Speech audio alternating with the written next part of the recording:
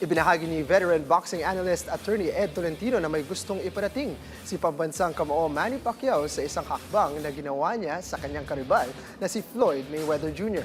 Muling tinutukan ang balitang yan ng ating teammate na si Paulo Salamati.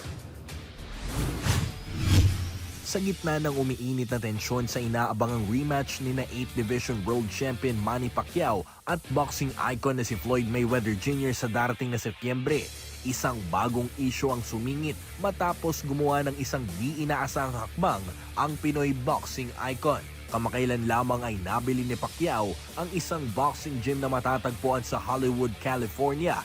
Pinalitan niya ito ng pangalang Pacquiao Prime Boxing at may balak na gawin itong isang luxury private training center para sa mga professional boxing athlete.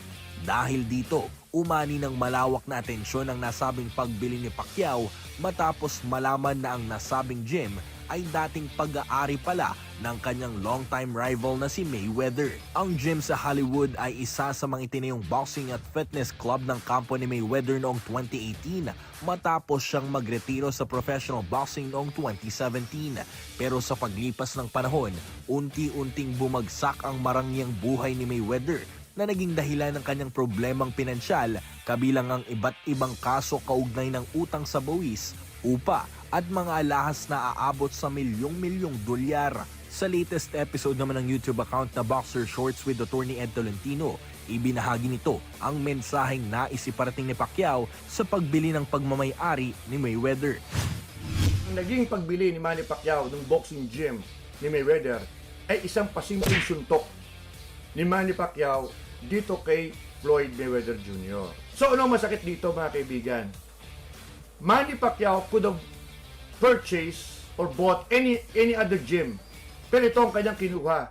Itong gym na pinakamalapit kay Mayweather, ang gym na hindi naisalba ni Mayweather.